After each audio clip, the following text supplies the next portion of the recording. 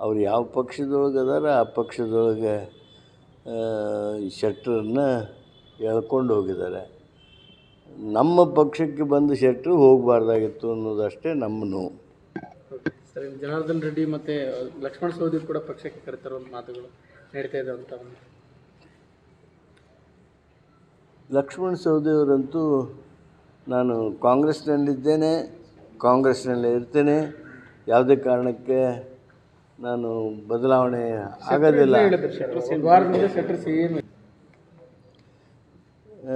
ಆದರೆ ಲಕ್ಷ್ಮಣ ಸವದಿಯವರು ನನಗೆ ಗುರ್ತಿದ್ದಾಗೆ, ನಂದು ಅವ್ರದ್ದು ಪರಿಚಯ ಭಾಳ ವರ್ಷದ್ದು, 30-40 ವರ್ಷ ಆಯಿತು. ಏನು ಹೇಳ್ತಾರೆ ಹಂಗಿರ್ತಾರೆ ಅವರು.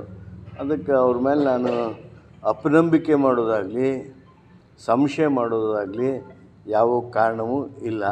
ಅವ್ರು ನಮ್ಮ ಪಾರ್ಟಿಯಲ್ಲೇ ಇರ್ತಾರೆ, ನಮ್ಮ ಪಾರ್ಟಿಯಲ್ಲೇ ಅವ್ರು ಮುಂದುವರಿತಾರೆ ಅನ್ನುವಂಥ ಸಂಪೂರ್ಣ ನಂಬಿಕೆ ನಂದು.